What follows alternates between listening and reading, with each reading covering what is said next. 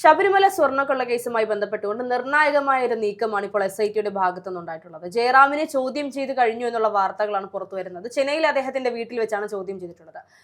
തുടക്കത്തിൽ ഈ ഒരു വിഷയവുമായി ബന്ധപ്പെട്ടുകൊണ്ട് ജയറാമിന്റെ പേര് വലിയ രീതിയിൽ ഉയർന്നു കേട്ടെങ്കിലും പക്ഷേ ഇപ്പോൾ വീണ്ടും ആ ഒരു പേര് ഉയർന്നു കേൾക്കുന്നു. അദ്ദേഹത്തെ സാക്ഷിയാക്കാനുള്ള നീക്കമാണ് SITയുടെ ഭാഗത്തു നിന്നുള്ളത് എന്നുള്ള വാർത്തകൾ പുറത്തു വരുന്നുണ്ട്. ഇത് ഉണ്ണികൃഷ്ണൻ പോറ്റിക്കുള്ള SITയുടെ പുതിയ പൂട്ടാണോ? അതായത് തുറക്കാൻ പറ്റാത്ത രീതിയിൽ ജാമ്യം ലഭിച്ച് പുറത്തിറങ്ങാതിരിക്കാൻ ജയിലിൽ തന്നെ തുടരാൻ വേണ്ടിയുള്ള പുതിയ നീക്കമാണോ SITയുടെ ഭാഗത്തു നിന്നുള്ളത്? ഇപ്പോൾ ജയറാമിനെ ഹർഷ പറഞ്ഞതുപോലെ ആദ്യഘട്ടം മുതൽ സ്വർണ്ണക്കൊള്ള കേസുമായി ബന്ധപ്പെട്ട് ജയറാമിന്റെ പേര് കേൾക്കുന്നുണ്ട്. അതിന് കാരണം എന്ന് പറയുന്നത് അദ്ദേഹത്തിന്റെ വീട്ടിൽ കട്ടിളപ്പാളി കൊണ്ടുവച്ച് പൂജിച്ചു എന്നുള്ള ഒരു സംഭവമാണ്. അപ്പോൾ ഇതുമായി ബന്ധപ്പെട്ട് കഴിഞ്ഞ 90 ദിവസങ്ങളായി എന്തുകൊണ്ട് അദ്ദേഹത്തെ ചോദ്യം ചെയ്യുന്നില്ല എന്നുള്ള സംശയത്തിൽ തന്നെയായിരുന്നു നമ്മൾ എല്ലാവരും ഉണ്ടായിരുന്നത്. അപ്പോൾ ഏറ്റവും ഒടുവിൽ ഇന്നാണ് അദ്ദേഹത്തെ ചോദ്യം ചെയ്തിരിക്കുന്നത്. അപ്പോൾ അദ്ദേഹം പറഞ്ഞിരിക്കുന്നത് ഉണ്ണികൃഷ്ണൻ പോറ്റിയെ അറിയുന്നത് ശബരിമലയിൽ വെച്ചാണ്, പരിചയപ്പെടുന്നത് അവിടെ വെച്ചാണ്. അതിനുശേഷം വീട്ടിലെ പൂജകൾക്ക് അദ്ദേഹം വരുമായിരുന്നു എന്ന് തുറന്ന് സമ്മതിക്കുന്നുണ്ട്. ദ്വാരപാലക ശില്പങ്ങളിലെ 14 പാളികളാണ് 2019 മാറ്റാൻ വേണ്ടിയിട്ട് അറ്റകുറ്റപ്പണികൾക്കായി പുറത്തേക്ക് കൊണ്ടുപോകുന്നത്. ഇതാണ് ജയറാമിന്റെ വീട്ടിൽ കൊണ്ടുപോയി പൂജിക്കുന്നത്. അപ്പോൾ അദ്ദേഹം പറയുന്ന ഒരു കാര്യം, ഇത്തരത്തിലൊരു സംഭവമുണ്ട്, എന്റെ വീട്ടിൽ കൊണ്ടുവന്നു എന്നതല്ലാതെ ശബരിമല സ്വർണ്ണക്കൊള്ളയുമായോ അതുമായി ബന്ധപ്പെട്ട മാറ്റലുകളുമായോ ഒന്നും എനിക്ക് ബന്ധമില്ല എന്നാണ് അദ്ദേഹം പറയുന്നത്. അപ്പോൾ അതിനുശേഷം ഗോവർദ്ധനുമായിട്ടും തനിക്ക് ബന്ധമുണ്ടെന്ന് പറയുന്നു. ഈ പറയുന്ന എല്ലാ കാര്യങ്ങളും അദ്ദേഹം പറയുന്നത് എനിക്ക് കൊള്ളയാണ് നടന്നത് എന്ന് അറിയില്ലായിരുന്നു. ഇപ്പോൾ ശബരിമലയിലെ ഒരു സ്വർണ്ണപ്പാളി കൊണ്ട് എന്റെ വീട്ടിൽ പൂജിക്കാൻ കൊണ്ടുവച്ചു. അത് ഞാനൊരു നല്ല കാര്യമായും ഒരു പോസിറ്റീവ് കാര്യമായും കണ്ടു. അതുകൊണ്ട് ഞാൻ അതിന് സമ്മതം മൂളി. അത് തന്നെയാണ് ചെയ്തിട്ടുള്ളത് എന്നാണ്. നമുക്കറിയാം ശബരിമലയുമായി ഏറ്റവും അടുത്ത് നിൽക്കുന്ന ഒരാളാണ് ജയറാം എന്ന് പറയുന്നത്. അപ്പോൾ ഈ പറഞ്ഞതെല്ലാം വളരെ സ്വാഭാവികമാണെന്ന് തന്നെ നമുക്ക് വിചാരിക്കേണ്ടിയിരിക്കുന്നു. തീർച്ചയായിട്ടും നമുക്കറിയാം ജയറാം 40 വർഷത്തോളമായി സ്ഥിരമായി ശബരിമലയിൽ സന്ദർശകൻ എന്ന് പറയുന്ന ഒരു നിലയിൽ അദ്ദേഹത്തിന് പല ചിത്രങ്ങളിലൂടെയും പല വീഡിയോസിലൂടെയും പല വാർത്തകളിലൂടെയും അദ്ദേഹം നമ്മൾ കണ്ടിട്ടുള്ളതാണ് ശബരിമല ദർശനത്തിന് പോകുന്നതും അതുമായി ബന്ധപ്പെട്ട കാര്യങ്ങളൊക്കെ തന്നെയും. അതുകൊണ്ട് ഇത്രയും വലിയൊരു പൂജ അല്ലെങ്കിൽ ഇങ്ങനെയൊരു, നമുക്കറിയാം നമ്മൾ ഇതിനു മുൻപ് പറഞ്ഞിരുന്നത് പോലെ തന്നെ ശബരിമലയിലെ ഒരു മൺതരിക്ക് പോലും അത്രത്തോളം സ്പിരിച്വൽ വാല്യൂ ഉള്ളപ്പോൾ ഇത്രയും വലിയ ശില്പങ്ങളും ഫലകങ്ങളും അല്ലെങ്കിൽ ഈ പറയുന്ന ദ്വാരപാലക ശില്പമൊക്കെ കൊണ്ടുവന്ന് പൂജിച്ചാൽ, വീട്ടിൽ കൊണ്ടുവന്ന് പൂജിച്ചാൽ തീർച്ചയായും അവിടെ ഒരു വിശ്വാസത്തിന് അല്ലെങ്കിൽ ഒരു പോസിറ്റീവ് എനർജി ഉണ്ടാകുമെന്നുള്ള വിശ്വാസം ജയറാമിന്റെ ഭാഗത്തുനിന്നും ഉണ്ടായി എന്നുള്ളത് യാഥാർത്ഥ്യമാണ്, സ്വാഭാവികമായ ഒരു കാര്യം തന്നെയാണ്.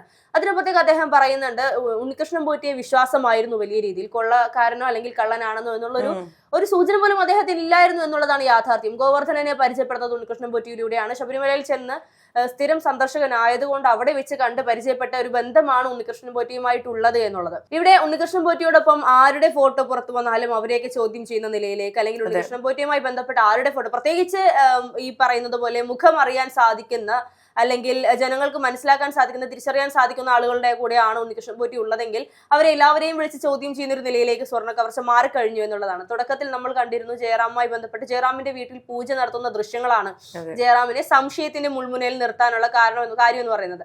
പക്ഷേ അന്നും പലരും, നമ്മൾ ഉൾപ്പെടെയുള്ള പലരും പറഞ്ഞിരുന്നു ജയറാമിന് ഇതിൽ പ്രതിസ്ഥാനത്ത് വരാനുള്ള സാധ്യതയൊന്നും ഉണ്ടാകില്ല. ഈ പറയുന്നത് പോലെ വിശ്വാസത്തിന്റെ പുറത്ത് അല്ലെങ്കിൽ ഭക്തിയുടെ പുറത്തൊക്കെ ചിലപ്പോൾ ഇതിനെല്ലാം അനുവദിച്ചിട്ടുണ്ടാകും. അവിടെ ഒരു കൊള്ളയാണ് നടന്നത് എന്നുള്ള കാര്യം പോലും അദ്ദേഹത്തിന് അറിഞ്ഞിട്ടുണ്ടായിരിക്കില്ല എന്നുള്ളത് അതിപ്പോൾ യാഥാർത്ഥ്യമാണ്. അദ്ദേഹത്തെ സാക്ഷിയാക്കാൻ പോകുന്നു എന്നൊക്കെയാണ് നമുക്ക് അറിയാൻ കഴിയുന്നത്. അതെ, അപ്പോൾ ഉണ്ണികൃഷ്ണൻ പോറ്റിയുമായി ഫോട്ടോസ് പ്രചരിച്ച എല്ലാവരെയും തന്നെ ചോദ്യം ചെയ്യുന്ന ഒരു തരത്തിലേക്ക് കാര്യങ്ങൾ നീങ്ങിക്കൊണ്ടിരിക്കുകയാണ്. ഇപ്പോൾ 3 മാസങ്ങൾക്ക് ശേഷമാണ് ഇപ്പോൾ ജയറാമിനെ ചോദ്യം ചെയ്തിരിക്കുന്നത്. കടകംപള്ളി സുരേന്ദ്രനെ ചോദ്യം ചെയ്തു. ഇനിയൊരു ചോദ്യം ചെയ്യലുണ്ടായാൽ അദ്ദേഹം അറസ്റ്റിലാകും. ഇനി അടൂർ പ്രകാശോ വരുന്നത് പോലെ സോണിയാഗാന്ധിയോ ഇവരെല്ലാം ചോദ്യം ചെയ്യപ്പെടാനുള്ള സാധ്യത ഉണ്ടായേക്കാം, നമുക്കറിയില്ല. അപ്പോൾ എന്ത് തന്നെയായാലും ഈ 90 ദിവസങ്ങൾക്ക് ശേഷം ഇതിലുള്ള എല്ലാ പ്രതികൾക്കും സ്വാഭാവികമായ ജാമ്യം കിട്ടുന്ന ഒരു തരത്തിലേക്കാണ് കാര്യങ്ങൾ പോയിക്കൊണ്ടിരിക്കുന്നത്. അതിലൊരാൾ പുറത്തു വന്നു.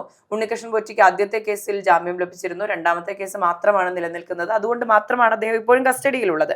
അപ്പോൾ ഈ കേസിന് ഒരു മെല്ലെ പോക്കുണ്ട് എന്നുള്ളത് നമ്മൾ കഴിഞ്ഞ കുറേ ദിവസങ്ങളായി ചർച്ച ചെയ്യുന്ന കാര്യമാണ്. അപ്പോൾ എനിക്ക് തോന്നുന്നു കഴിഞ്ഞ ദിവസം ഹൈക്കോടതി വിമർശിച്ചിരുന്നു SIT സംഘത്തിന്റെ അന്വേഷണം നല്ല ഗതിയിലല്ല പോകുന്നത്, പതിയാണ് പോകുന്നത്, ഇതിലൊരു മന്ദഗതി ഉണ്ട് എന്നുള്ള കാര്യം ഹൈക്കോടതി നല്ല വ്യക്തമായ ഭാഷയിൽ വിമർശിച്ചിട്ടുണ്ട്. അപ്പോൾ അതിന്റെ ഭാഗമായിട്ടായിരിക്കാം ഈ പറഞ്ഞതുപോലെ ജയറാമിനെ ചോദ്യം ചെയ്യുന്ന പുതിയൊരു സ്റ്റെപ്പിലേക്ക് അവർ കടന്നത് എന്ന് വേണം മനസ്സിലാക്കാൻ. തീർച്ചയായിട്ടും ഇപ്പോൾ നേരത്തെ മേഘ സൂചിപ്പിച്ചതുപോലെ തന്നെ രണ്ടാമത്തെ കേസിലും ഉണ്ണികൃഷ്ണൻ പോറ്റിക്ക് 90 ദിവസം പൂർത്തിയായി തീർച്ചയായും അദ്ദേഹം പുറം ലോകം കാണും. അപ്പോൾ SIT ഉണ്ണികൃഷ്ണൻ പോറ്റി പുറം ലോകം കാണിക്കാതിരിക്കാനുള്ള നീക്കങ്ങൾ തുടങ്ങിക്കഴിഞ്ഞു എന്നൊക്കെ വാർത്തകൾ വരുന്നുണ്ടെങ്കിൽ പോലും അവിടെ വിശ്വസിക്കാൻ കുറച്ച് ബുദ്ധിമുട്ടുണ്ട് എന്നുള്ളതാണ്. എന്തുകൊണ്ട് 90 ദിവസമായിട്ടും, അല്ലെങ്കിൽ ഇപ്പോൾ 90 ദിവസം കഴിഞ്ഞു, രണ്ടാമത്തെ കേസിൽ 90 ദിവസമായിട്ട് ഇപ്പോഴും കുറ്റപത്രം സമർപ്പിക്കാൻ സാധിക്കാത്തത് എന്തുകൊണ്ട് എന്നുള്ളത് വലിയൊരു ചോദ്യം തന്നെയാണ്. അവിടെയാണ് SITയുടെ മുകളിൽ നമുക്കൊരു സംശയം വരുന്നത് എന്നുള്ളത് യാഥാർത്ഥ്യമാണ്. ഇപ്പോൾ ഹൈക്കോടതിയുടെ ഒരു ശ്രദ്ധ ചെറുതായി ഒന്ന് പാളിയപ്പോൾ അവിടെ SITക്ക് പിഴച്ചു എന്നുള്ള നിലയിൽ കാര്യങ്ങൾ പോകുമ്പോൾ സ്വാഭാവികമായും എന്തുകൊണ്ട് ഇതുവരെയായും ഉണ്ണികൃഷ്ണൻ പോറ്റിക്കെതിരെയുള്ള കുറ്റപത്രം സമർപ്പിച്ചില്ല? ഇപ്പോൾ ഒന്നാം പ്രതി പുറത്തിറങ്ങാൻ പോകുന്നു, മുരാരി ബാബു പുറത്തിറങ്ങിക്കഴിഞ്ഞു, പലരും ഇത്തരത്തിൽ പുറത്തിറങ്ങാനുള്ള അപേക്ഷകൾ സമർപ്പിച്ചുകൊണ്ടിരിക്കുന്നു എന്നുള്ള വാർത്തകളൊക്കെ വരുന്നുണ്ട്. ഈ പറയുന്നത് പോലെ ശബരിമല സ്വർണ്ണക്കൊള്ളയുമായി ബന്ധപ്പെട്ടുകൊണ്ട് മുൻ എക്സിക്യൂട്ടീവ് ഓഫീസർ സുധീഷ് കുമാർ വീണ്ടും തന്റെ സ്വാഭാവികമായ ജാമ്യത്തിലുള്ള അപേക്ഷ ഇന്ന് നൽകുമെന്നുള്ള വാർത്തകൾ പുറത്തു വരുന്നുണ്ട്. ഇത്തരത്തിൽ എല്ലാവരും പുറത്തിറങ്ങി കഴിഞ്ഞിട്ട് പിന്നീട് ഈ കേസുമായി മുന്നോട്ട് പോകുന്നതിൽ എന്ത് അർത്ഥമാണ്? അല്ലെങ്കിൽ അങ്ങനെ മുന്നോട്ട് പോയാൽ എവിടെ ഈ കേസ് ചെന്ന് അവസാനിക്കും എന്നുള്ളത് സംശയമാണ്. ഇപ്പോൾ കഴിഞ്ഞ ദിവസം ഞാനൊരു മുതിർന്ന കോൺഗ്രസ് നേതാവുമായി സംസാരിച്ചപ്പോൾ ഞാൻ അദ്ദേഹത്തോട് ചോദിച്ചിരുന്നു, അടൂർ പ്രകാശിനെതിരെയും അല്ലെങ്കിൽ സോണിയാഗാന്ധിക്കെതിരെയും ഒക്കെ ഇങ്ങനെയുള്ള ഫോട്ടോകൾ പുറത്തു വന്ന സമയത്ത് അവരെ ചോദ്യം ചെയ്യാനുള്ള സാധ്യതയുണ്ടല്ലോ, അവരും പ്രതിസ്ഥാനത്ത് വരാനുള്ള സാധ്യതകളാണോ കാണുന്നത് എന്ന് ചോദിച്ചപ്പോൾ അദ്ദേഹം കൃത്യമായി തുറന്നു പറഞ്ഞ മറ്റൊരു കാര്യമുണ്ട്. അങ്ങനെയെങ്കിൽ പിണറായി വിജയനെതിരെയും ഈ ഒരു ഫോട്ടോ പുറത്തു വന്നിട്ടുണ്ടായിരുന്നല്ലോ, അങ്ങനെയെങ്കിൽ അദ്ദേഹത്തെയും വിളിച്ച് ചോദ്യം ചെയ്യട്ടെ, അപ്പോൾ അടൂർ പ്രകാശിനെയും സോണിയാഗാന്ധിയും ചോദ്യം ചെയ്യുന്നതിൽ നമ്മൾ ഒരിക്കലും എതിർപ്പ് പറയില്ല എന്ന് അദ്ദേഹം പറയുന്നുണ്ട്. ഫോട്ടോ വരുന്ന എല്ലാവരെയും ഇങ്ങനെ ചോദ്യം ചെയ്യാനാണെങ്കിൽ ഉണ്ണികൃഷ്ണൻ പോറ്റി കൃത്യമായ ഒരു ഒരു വൃത്തിയുള്ള ഒരു കള്ളൻ എന്ന് നമുക്ക് പറയേണ്ടി വരും. അദ്ദേഹത്തിന് കൃത്യമായി എവിടെ എന്ത് പ്ലേസ് ചെയ്യണമെന്ന് അറിയാമായിരുന്നു എന്നുള്ളതാണ് യാഥാർത്ഥ്യം. ഓരോ ഫോട്ടോകൾ പുറത്തു വരുമ്പോഴും ഓരോ നേതാക്കന്മാരുടെയും അല്ലെങ്കിൽ ഓരോ പ്രമുഖരുടെയും കൂടെ അദ്ദേഹത്തിന്റെ ഫോട്ടോകൾ പുറത്തു വരുമ്പോൾ അവരെല്ലാവരെയും സംശയത്തിന് നിഴലിൽ എത്തിക്കാൻ ഉണ്ണികൃഷ്ണൻ പോറ്റിക്ക് സാധിക്കുന്നുണ്ടോ എന്നുള്ളതാണ്. അതെ, ഈ ക്രെഡിബിലിറ്റിയാണ് അദ്ദേഹം ഉണ്ടാക്കിയെടുത്തത്. ഇപ്പോൾ സോണിയാഗാന്ധിക്കൊപ്പം ചിരിച്ചുകൊണ്ട് നിൽക്കുന്ന ഫോട്ടോ, പിണറായിക്കൊപ്പം ചിരിച്ചുകൊണ്ട് നിൽക്കുന്ന ഫോട്ടോ കാണുമ്പോൾ ഇദ്ദേഹം കേരളത്തിലെ ഒരു സുപ്രധാന സ്ഥാനത്തിരിക്കുന്ന അല്ലെങ്കിൽ സുപ്രധാന പദവി കൈക്കൊള്ളുന്ന സുപ്രധാന സ്റ്റാൻഡുള്ള ഒരു മനുഷ്യനാണ് എന്നുള്ളൊരു പ്രതീതി എല്ലാവരിലും സൃഷ്ടിക്കപ്പെടുകയാണ് ചെയ്യുന്നത്. ഇപ്പോൾ ജയറാമുമായി ഇദ്ദേഹത്തിന് ആത്മബന്ധം ഉണ്ടായിരുന്നു എന്ന് നമ്മൾക്കൊരു ഘട്ടത്തിൽ തോന്നിയില്ലേ? ഇപ്പോൾ കടകംപള്ളി സുരേന്ദ്രൻ വീട്ടിൽ പോയി ഭക്ഷണം കഴിക്കുന്ന ഒരു കാര്യം നമ്മൾ കണ്ടിരുന്നു. അപ്പോൾ ഇതെല്ലാം നമുക്ക് മനസ്സിലാകുന്നതെന്ന് പറഞ്ഞാൽ അദ്ദേഹത്തിന് എന്തൊക്കെയോ സ്ഥാനമാനങ്ങൾ ഉണ്ടായിരുന്നു എന്നുള്ള തോന്നലെങ്കിലും സൃഷ്ടിക്കാൻ അദ്ദേഹത്തിന് സാധിച്ചിട്ടുണ്ട്. അത് തന്നെയാണ് അദ്ദേഹത്തിന്റെ വിജയം.